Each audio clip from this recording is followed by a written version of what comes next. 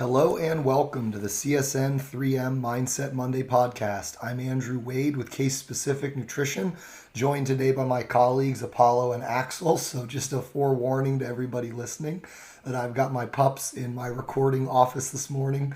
And so if you hear any panting or snoring or shaking or collars or maybe even a little bit of playfulness, now you'll know what it is and who it is.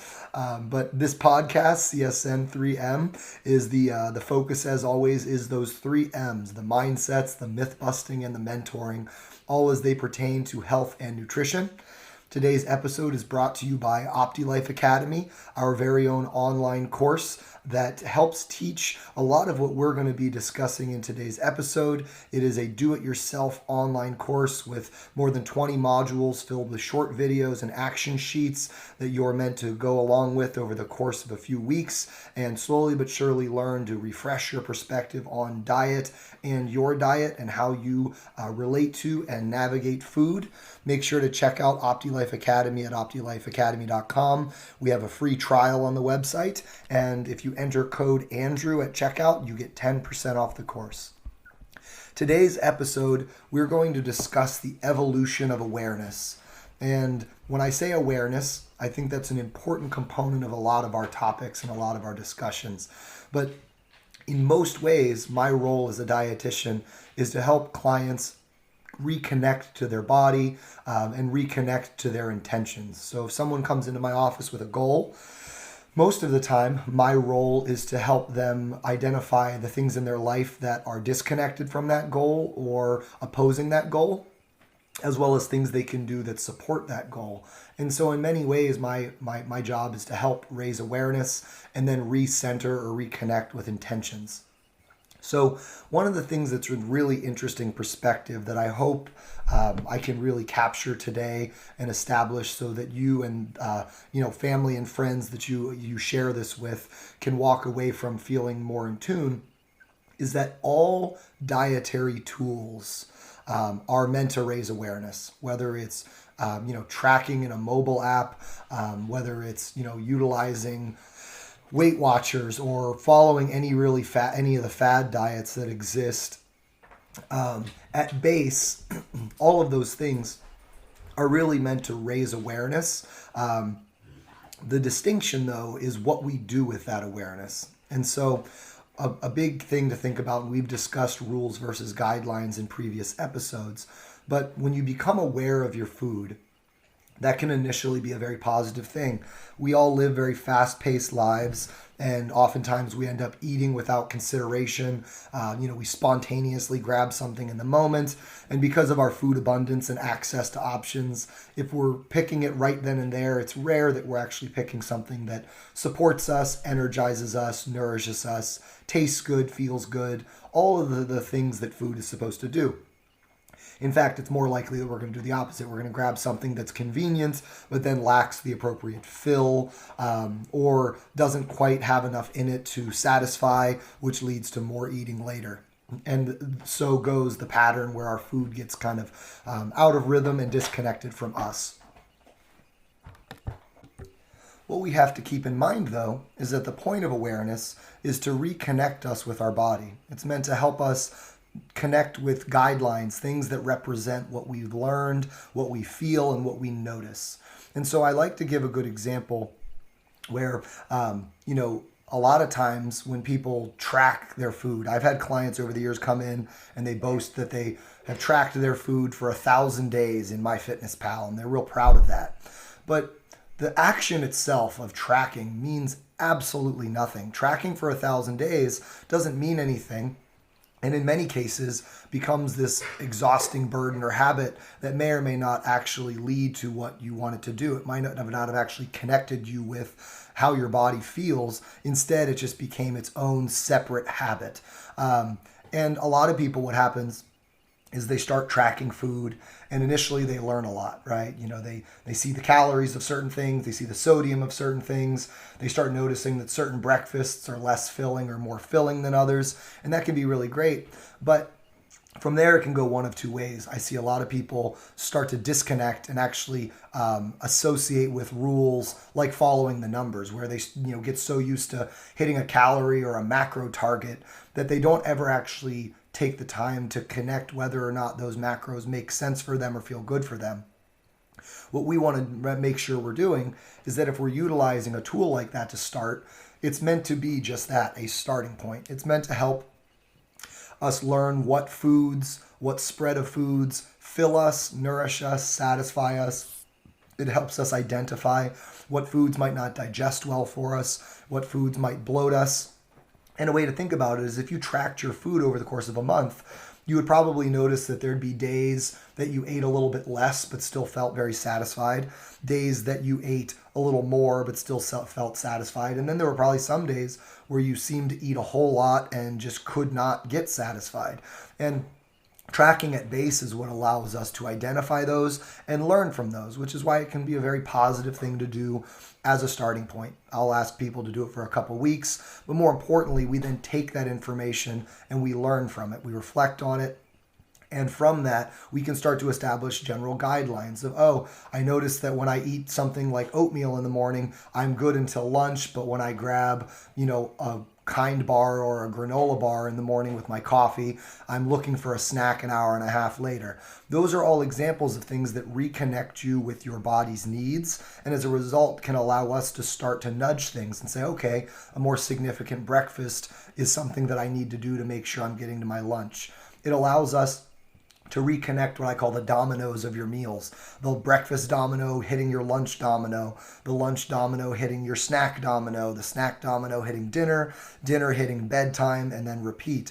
If you can do that, you're going to prevent hunger, you're going to feel satisfied, you're going to feel energized, you're going to feel stable, and that's really what we're looking for with most people is, no matter what your goals are, how do we connect our food across the day to feel satisfied and nourished and energized, and then also very importantly, actually enjoy the food across the day. And so something to think about, and what I'd like to challenge you to consider doing, is what we would call the evolution of awareness, which is start by tracking everything, right? Take a mobile app of your choice. Our company, our dietitians, we use Nutritionix. It's connected to our health record. But when you track everything, when you're looking at the calories and the macronutrients, instead of connecting to those numbers and feeling obligated by them, instead start to recognize what they are or are not doing for you, right? So what spread of food, allows you to feel full and satisfied and energized? What foods are bloating or discomfortable or throw off your digestion or crash your energy levels? Start to observe those things. Might be able to identify that for you to get a certain amount of protein, which allows you to feel full, you need to spread protein out, and that might include having a snack that has some protein in it as opposed to what most people do, which is grab just a very carb-focused snack that gives a little boost of energy, but then also inevitably spikes appetite, a couple hours later. So when we track everything, it's a chance for us to learn and establish. After you've done that for 2 weeks, challenge yourself to get off of all the numbers and all the objective data and shift to writing everything down. Writing it down allows you to keep in tune with the timing of your meals. I know for me, that's what I'll talk a little bit about, a recalibration. That's something that I use. When life gets busy in the morning, sometimes it's a good reminder to slow my day down. If I write down my breakfast, I'm more likely to identify when lunch is coming or when a snack is coming or when a dinner is likely to fit in my day. So it allows me to kind of reconnect with the fact that food is something that's important to me and it's something that I want to make sure I prioritize. So shifting to writing it down, it allows you to keep in tune with the timing of the meals. Not that you have to eat the exact minute of every day, but instead we know that if we miss lunch and then we try and make up for it in the form of a snack at 3, we're more likely to grab something that's not supportive of us. It's harder to slow our brain down. And that's really what tracking is supposed to do. It slows your brain down so that in that moment you can stop and say, oh, it's time to eat. And then you can practice making a more conscious decision that food is going to be, it has a lot of needs. It's not just feed my face because it's time. It's let's eat something that's delicious and nutritious and serves the purpose of what I'm going to do. If we're about to go to the gym, we don't want to eat a big hearty meal. We want to eat something that's just going to energize us and digest quickly. If we just came from a workout, we need something more substantial to recover. There's connections to food for our day, and we want to make sure we're doing just that. So after you've tracked everything in a mobile app or some sort of thing that allows you to see calories and macronutrients and learn from that for 2 weeks, step down to writing it down. Keep in tune with the timing of your meals and the spread, and continue to identify those dominoes. Is your breakfast breakfast through dinner pattern, are they talking to one another? Are they connecting? Are they supporting you in the way you want? Once you've done that for 2 weeks, you're going to have now been looking at your food in a couple different ways for a full month. And at that point, you'll probably have identified the key areas or targets where the mindlessness comes into play. Most of us have parts of our day where we get busy, and as a result, food ends up falling on the back burner. And unfortunately, when we get busy and food falls on the back burner, a lot of times on the other side of that, we don't slow down enough to actually make a conscious decision. And once again, these tracking ideas can all be a practice on how to slow your brain down, a chance to actually put food back in a positive priority. So once you've identified your rhythm after that month, you're going to notice that there's areas of your eating that are very, very simplified. A lot of people that have a normal work schedule find that their breakfast, their lunch, and their snack all become fairly predictable, fairly stable. But maybe their evening schedule is what gets crazy because they've got kids running to soccer practice, or they have some sort of community meeting to get to, or the household itself is just crazy with a lot going on and items that need done for the next day. So if that's the case, then we want to take a time to identify that all we want to do is become more aware in that time. We want to interrupt it. And so if we can interrupt and slow it down, we can insert a lot of different tracking tools. And I'll note that my OptiLife Academy course, this is one of the areas that it is best for. It helps people identify the areas of their life that food is not intentional, but is instead a little bit sporadic or chaotic. And there's a lot of ways to do this. So instead of writing down everything, tracking everything, because at some point you're going to stop learning from everything, we need to instead highlight the things you're still trying to learn from. And notice this is a learning game. This isn't a guilt game. We're not writing things down that we should be feeling guilty or bad about. We're instead writing things down so that we can stay in tune with what we're doing, and as a result, stay a little more connected with our body. And so some of my favorite ones, I like to do evening tracking, where people will just track their dinner and their dinner and their snacks, because a lot of times dinner needs to be something that's intentional and filling. And we know that if we don't eat something that tastes really good, that we really enjoy, if we just grab something quick and easy, chances are we're going to be going for snacks later. And it's because snacks after a meal typically tell us that that meal was not enjoyable enough. And that's something to listen to. That's not something to feel guilty about. Instead of saying, I'm not allowed to snack, let's say, no, let's make sure dinner's more enjoyable. Let's make sure dinner's more intentional. Let's make sure dinner's more filling and truly satisfying. I have people that just do snack tracking because it allows them to see what's coming in or how often they're snacking. I'm a big fan of people doing FVF tracking, which is fruit, vegetable, fluid tracking, keeping in tune with their fruits and veggies, because they realize that a lot of times when the vegetables and fruits aren't there, that means they're not slowing down, right? Fruits and vegetables are foods that take time to eat. And if we're going to eat them, most often that means we actually need to slow down and actually make time for a meal. If we're not able to eat a salad, that probably means life is going too fast and we're resorting to convenience. So fruit, vegetables, and fluids can be a good thing to track because it allows you to be intentional about what you're adding into your diet, and you know what those things represent. I even have people that do treat tracking, and that's treat as in dessert or some exception item, something that doesn't come in all the time. Because we live in a world where there's a lot of treats and random items. There's a lot of spontaneity, right? Between coworkers and colleagues and friends and family, there's a lot of cakes and cookies and random items that we wake up in the day not knowing are coming. And while it's absolutely fine to say yes to those things, it can also become very dysregulating if every day, multiple times a day, there's random odds and ends coming in that you weren't planning on eating, and you throw them in. And then as a result, we end up feeling a little bit overfed, a little bit nauseous, stomach gets upset, digestion gets thrown off. And so the simple item of treat tracking can allow us to see when things are coming in so that we can keep tabs on it and be aware of it. And all that does is it reminds us that if we're doing it multiple times a day, every day, we're probably not going to feel our best. And that intention of writing it down is simply just practice to remember that food choices have effects and it at times can have positive or negative consequences in how we eat. And so we want to make sure we're aware of it. And there doesn't need to be a feeling of guilt or shame, simply an association and a reconnection with how we feel. So, whether you're treat tracking or evening snacking, or evening tracking or snack tracking or fruit, vegetable, and fluid tracking, these are all examples of reducing the burden of tracking everything and instead trying to remain aware of the times in your day.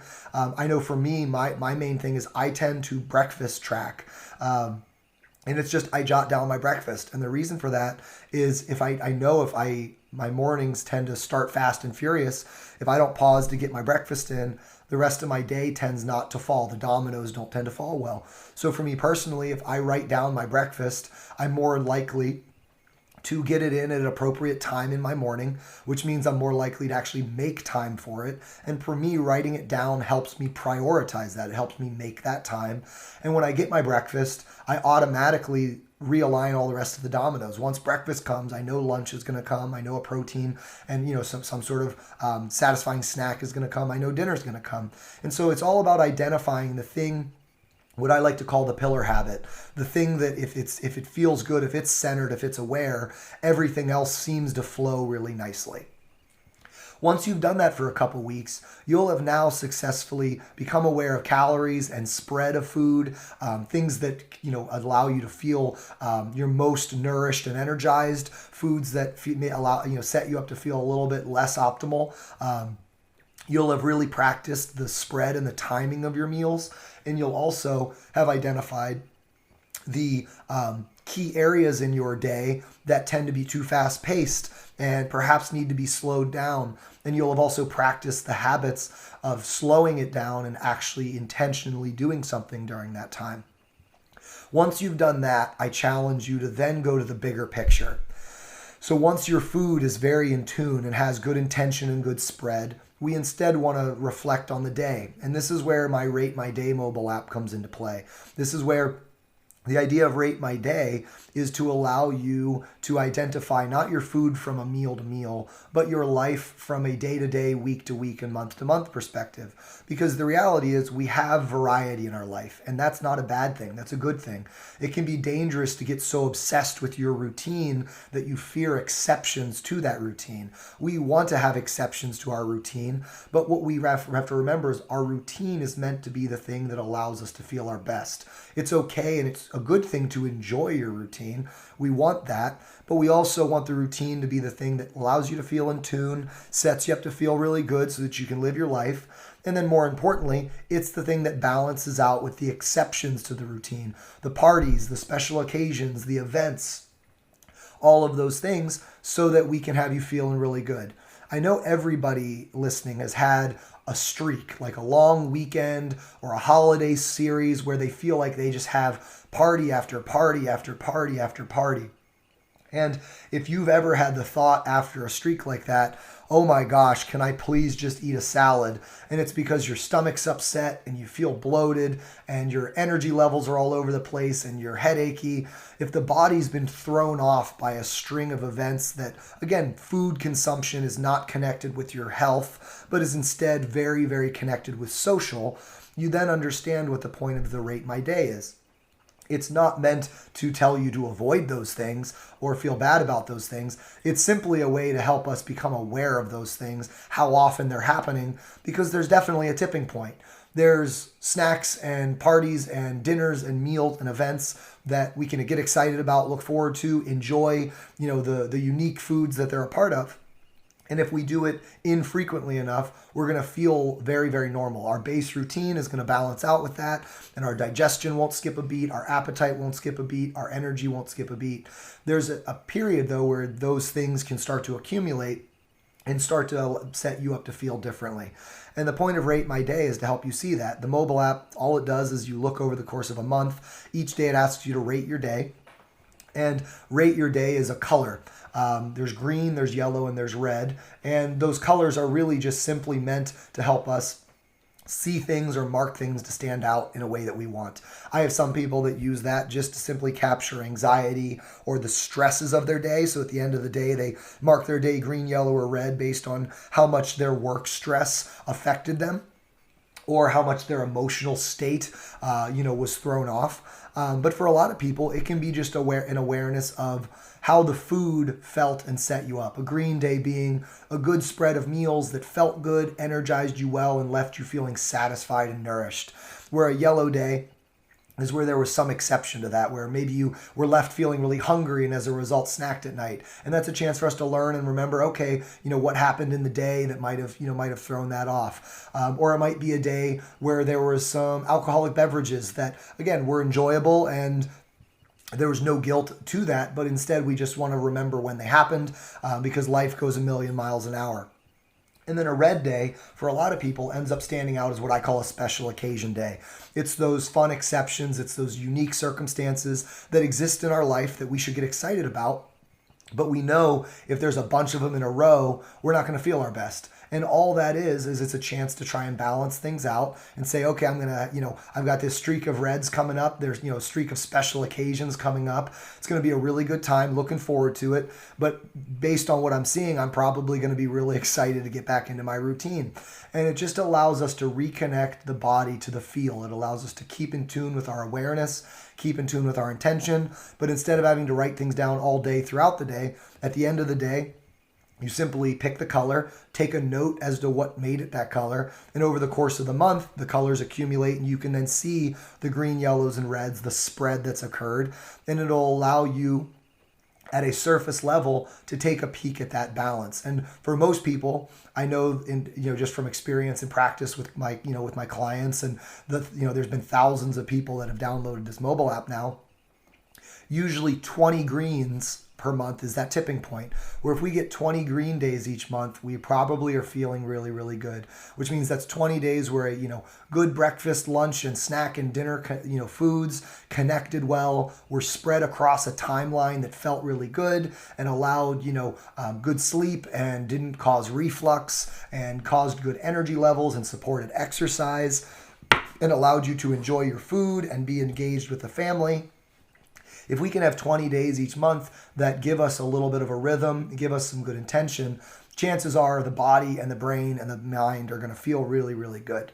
I'm a big fan of doing the 5-1-1 each week, which is trying to have 5 green days and then having a red and a yellow day each week, which they don't have to be planned. They can be spontaneous, but just knowing that they exist, but more importantly, that when they exist in that ratio, I know that I'm not going to feel any negative bloating effects or energy changes. I'm going to feel my normal self when I do a 5-1-1. And it gives me the variability, gives you the flexibility, and also keeps you in tune with what you're doing and how you're navigating life. Because once again, life goes so quickly. We go a million miles an hour that it's really easy to get disconnected from our food. Once you've done a month of Rate My Day, so at this point, we've tracked things for 2 weeks, we've written things down for 2 weeks, we've then targeted some key part of our day that's tends to be when our mind is not aware for 2 weeks, and then we've done at least a month of of Rate My Day. That's a 10-week learning phase. And once again, there's nothing in that time frame that's supposed to create negative or criticism. It's simply supposed to intentionally connect us with what we're trying to do, what we're trying to accomplish, and allow us to see how life is affecting that. What parts of our life are speeding up? What parts of our life are we doing better at slowing down on? And all this can do is it can really set you up to practice intention long enough to actually become intentional. which is to say that the whole goal of all these things isn't to do any one of them forever. It's to get to a point where you're much more intuitive about your eating. You're at a point where you're a little bit slowed down. So when you actually eat a meal, you take the time to connect with how it's going to fill you, what you're going to eat, and more importantly, enjoying that food, right? You're going to connect with, I'm going to eat this. It's going to taste delicious. It's also going to fill me really well because I know that this is a food that, does all of those things for me. It allows us to make time for meals over the course of that 10-week span. You're more likely to get into the habit of stopping and eating a lunch instead of skipping it or trying to eat while you're doing emails. You're more likely to have some sort of intentional breakfast meal. You're more likely to find that protein item that pairs in your snack so that instead of just eating some random chips, you find yourself having, nuts, cheese, and some fruit, or something that you really enjoy that's portable and convenient but leaves you feeling satisfied. You're more likely to have learned all of those things. And so instead of having to track them, you're now at a point where you can just let them be. It's almost like these trackings were varying levels of training wheels that allowed you to get used to riding your bike. And at the end of it, the goal isn't that you eat every meal, the same exact meal every day to the minute based on timing. No, it's that you are aware of how your schedule tends to flow. And as a result, you've identified the time frames that food tends to fit into your day, when your hunger tends to come, and make sure that the meal times connect well with your hunger. And then you've, at this point, practiced eating things in those moments that then support you, that set you up to feel like you've enjoyed what you're eating, but you're eating something that's contributing to your day. And so you are now at a point of intentional eating where you're connected with what you do. You're aware of sort of the guidelines that allow you to feel your best. And instead of feeling guilty because you ate X grams of carbs and you're completely disconnected, instead you feel really good because you recognize the spread that supports you. From there, all of us get thrown off. Life throws curveballs. We just got out of that first month of the fall, which is September. And I always call that the transition month for people because school and, going out of summer mode and into fall mode, life changes, schedules change. If you have kids, extracurriculars happen. It affects most people. And during that time, we can feel really thrown off. We can feel disconnected because when we were eating our snack now is all of a sudden when we're driving to soccer practice.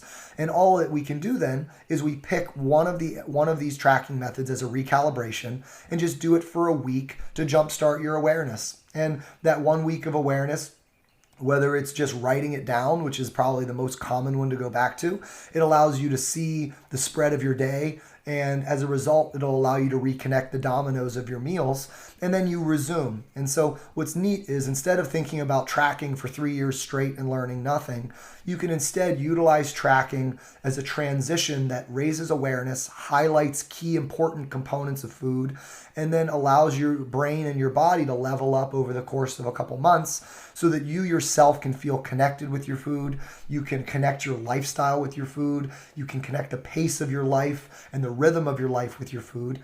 And then instead of feeling bad when it inevitably gets thrown off a little bit, you've done something that allows you to adapt, which is do your recalibration 1 week every few months just to feel and reconnect and be intentional. And keep in mind that when you're doing this, there's supposed to be an element of fit, right? It should set you up to feel like, man, the way I eat really fits my life. That's really the outcome we're looking for. It fits my life and I'm enjoying what I'm eating. And if you do that, you're more likely to get away from the random rules and disconnected habits that connect you with the numbers, but instead connect with a set of guidelines that represent what you've learned, how you feel, and that support you in feeling your best most often, also while navigating life and enjoying all of the above, which is what we're trying to do. We're trying to allow food to be a positive support for you. It's meant to be a guilt-free and intentional opportunity. Like I said before, OptiLife Academy, my online course, it actually guides people through this. That's what this course does. It works people through different levels of awareness and gets people to do what's called create their own diet, which is work on their spread of food and the types of foods that allow them to feel their best and pursue their goals. And so once again, if you haven't already, I encourage you to check out the OptiLife Academy, optilifeacademy.com. You can check out the free trial. It's a bunch of short videos and some written written content with action sheets that get you involved. Most people do it over the course of about 6 weeks. And every person of the thousands that have gone through it that I've connected with have all said on the other side that they definitely have a fresh perspective, which I'm hoping that, this podcast gives you a start to today, gives you some good intention and some good awareness. And if you're looking for a way to reinforce this, I'd encourage you to check out the OptiLife Academy. Or if you'd like to actually work with a dietitian one-on-one, I'd encourage you to reach out to us at Case Specific Nutrition through our website. You can reach out to us. Our admin email and our contact phone number and all of that is there, casespecificnutrition.com. All of the dietitians at Case Specific, this is what we do. We don't believe in a one set way to help people, hence Case Specific Nutrition. We utilize varying tools based on where people are in their journey, and we try and help people find a rhythm that allows them to become more intentional, more aware, and more importantly, positively connected with that awareness. Thank you again for listening. As always, please share this. If you have not already, please subscribe to our channel. We are doing Mindset Mondays every week. So every Monday there's a new one that comes out. I'd love it if you would share this on your favorite social media, and please tag a friend or loved one. And don't forget to do your part by hashtagging Spread the Health. Spread the Health is the hashtag that our company-wide resources uses, from case-specific nutrition to case-specific athletics to case-specific meal prep to OptiLife Academy. We all are working to spread the health. For more content, you can follow us on social media at Case-Specific Nutrition. Check out our website, and we will be back next week with another CSN3M Mindset Monday. Be well, everybody.